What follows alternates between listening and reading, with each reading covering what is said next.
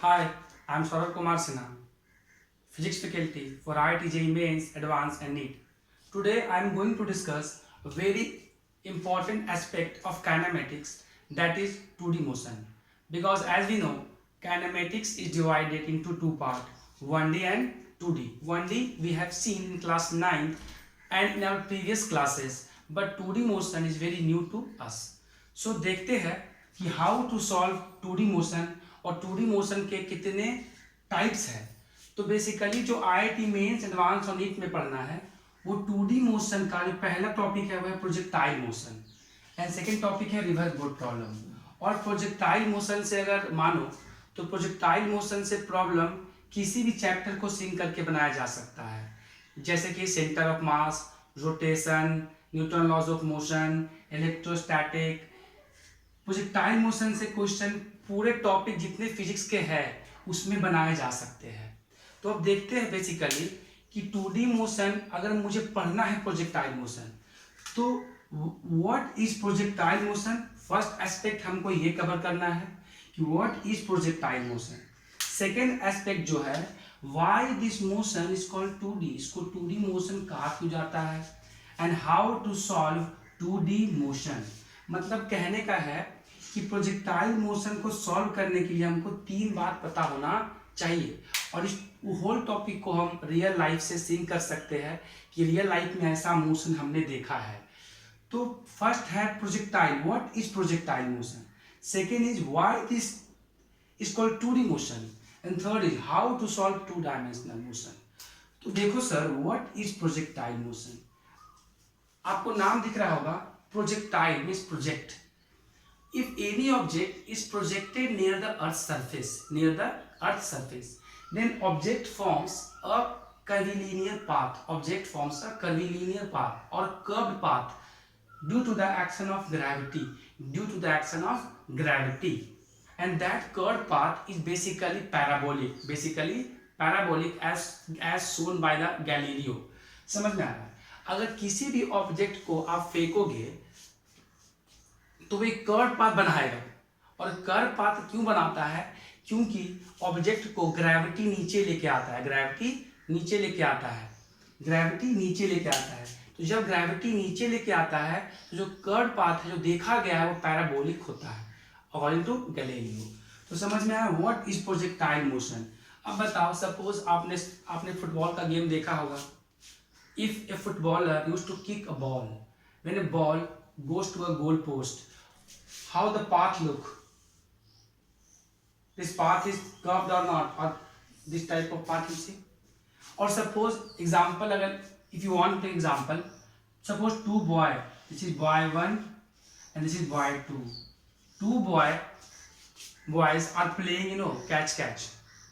Suppose one boy projected a ball to this boy. So how the path? Look, what is the nature of path? Suppose I throw a ball in this way. So object forms this path or not. If this boy has to catch the ball and I am being an observer, what I will observe? That at any instant of time, this ball has taken this curved path. And this curved path is basically parabolic, because हम लोगों ने basic mathematical tools पढ़ा होगा और पढ़ा होगा math में भी कि ये इसका इक्वेशन क्या होता है, क्वाड्रेटिक। तो पाथ कैसा होता है, पैराबोलिक। ठीक है, बहुत सारे एग्जांपल है। आप किसी भी चीज को थ्रो करते हो तो ये पाथ कैसा होता है, पैराबोलिक पाथ होता है। इसका कंस्ट्रक्शन कैसा होता है और कैसे कैसे इसका हर एस्पेक्ट को देखा जाता है, हम लोग इस पे देखेंगे। Why this is called 2D motion and how to solve 2D motion. तो सिंपल सी बात है, ये बना हुआ है क्या, प्रोजेक्ट वर्ड से। मीन्स कोई भी ऑब्जेक्ट को आप अगर प्रोजेक्ट करवाते हो near the earth surface, it forms a curved path and that curved path should be parabolic as shown by the Galileo. I hope you understand this.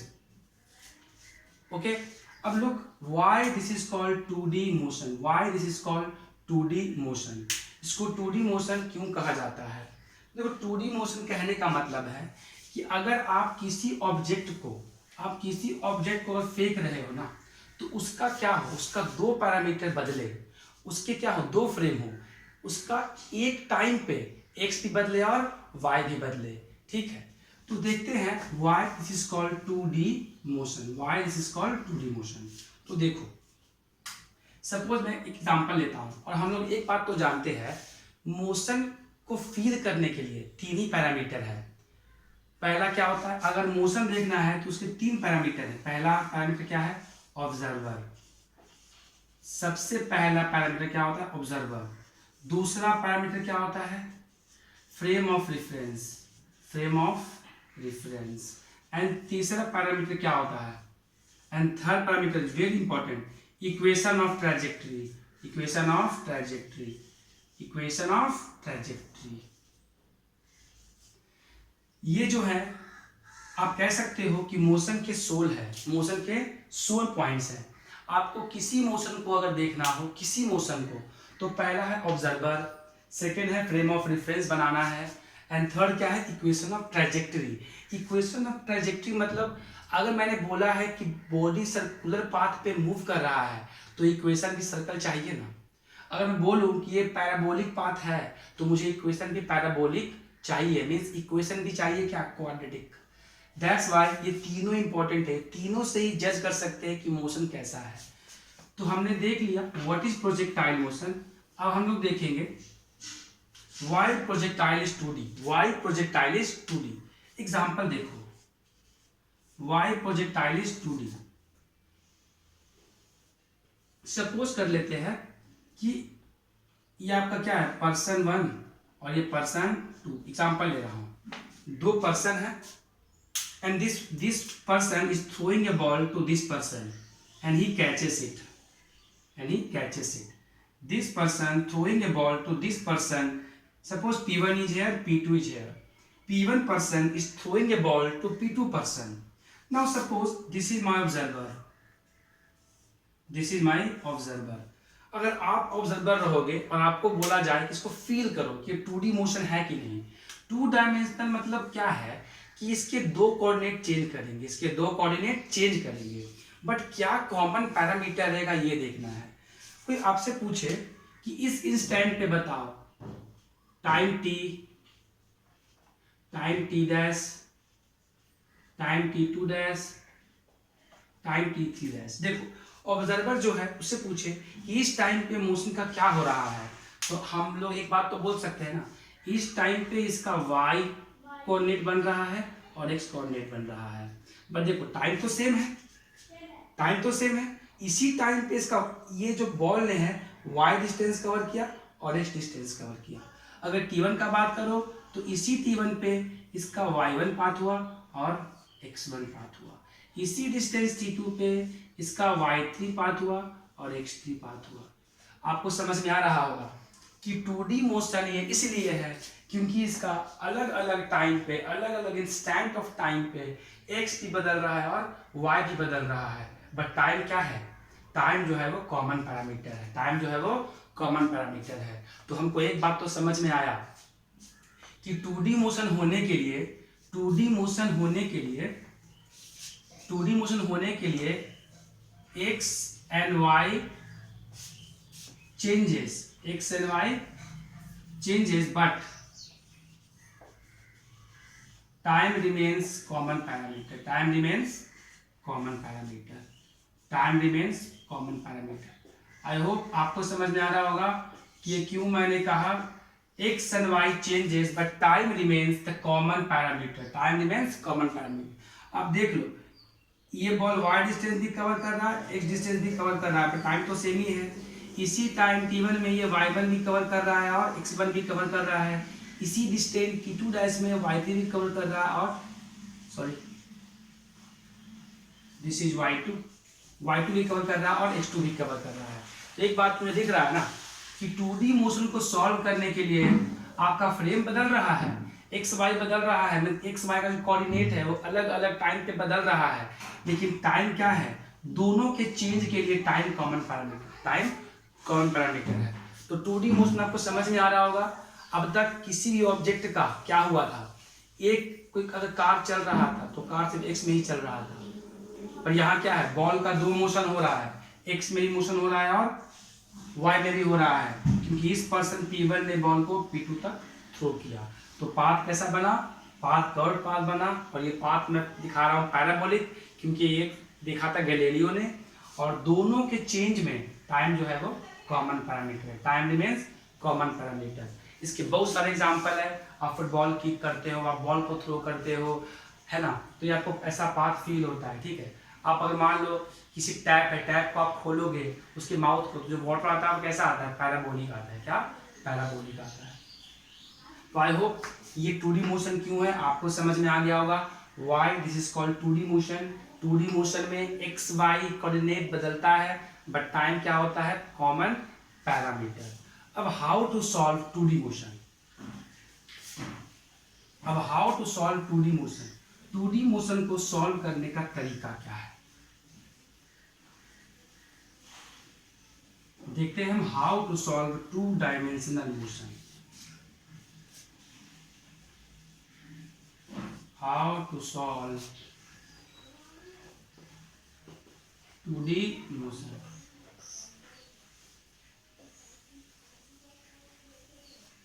देखो, 2D motion को सॉल्व करने के लिए सिंपल वे है कि आप अलग अलग फ्रेम में अलग अलग मोशन को दिखाओ।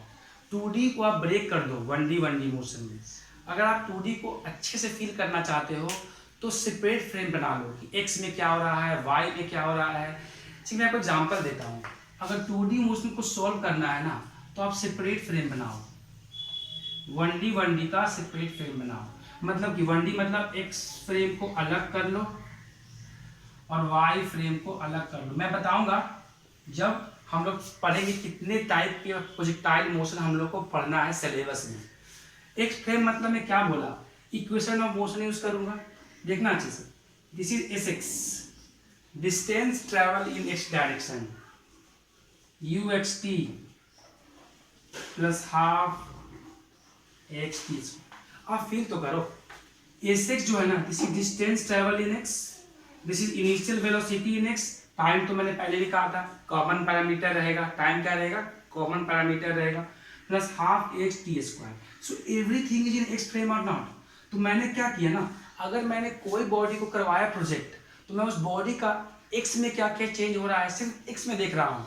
सिमिलरली मैं वाई में देख सकता हूँ, तो क्या लिखूंगा, S Y U Y T plus half A Y T S. देखो ये सिर्फ y की बात है, तो x में जो चेंज हो रहा है और y में चेंज हो रहा है, मैंने क्या किया, 2D मोशन को x फ्रेम में ब्रेक कर लिया और y फ्रेम में ब्रेक कर लिया।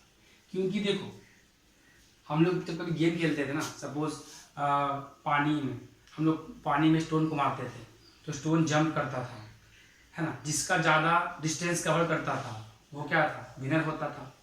तो उस केस में आप लोग क्या देखे होंगे, कुछ ऐसा पाथ बनता था, ऐसा पाथ बनता था। तो ये क्या आपका 2D है कि नहीं।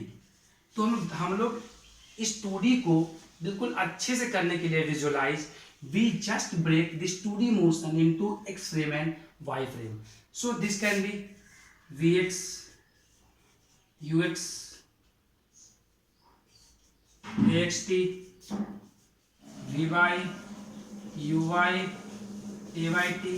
सिमिलरली vx का स्क्वायर ux का स्क्वायर 2axs, vy का स्क्वायर uy का square 2ay sx 2ay sy। I hope ये बात समझ में आ रहा होगा। इसीलिए 2D मोशन को करने के लिए विजुअलाइज आप 2 फ्रेम बना लो, सिंगल सिंगल एक्स फ्रेम और वाई फ्रेम। और ये सबसे बेस्ट मेथड है 2D को देखने का, 2D को देखने का। अब देखते हैं कि हमारे सिलेबस में क्या क्या है पढ़ना about projectile motion, about projectile motion. Syllabus में हमको क्या क्या दिया है about projectile motion, let us see. तो बेसिकली जेडब्ल्यू में types of projectile motion, types of projectile motion.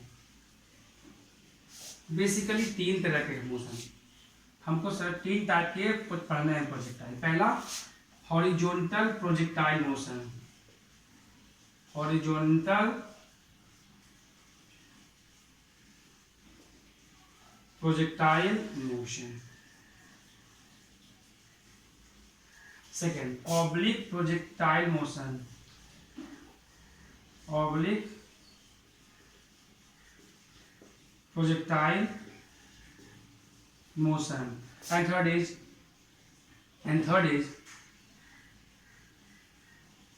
motion on inclined plane. Motion on inclined plane. ठीक है, तो हमको 3 एस्पेक्ट कवर करना है और जितना मैंने बेसिक्स बताया वैसे ही काम करना है. Thank you.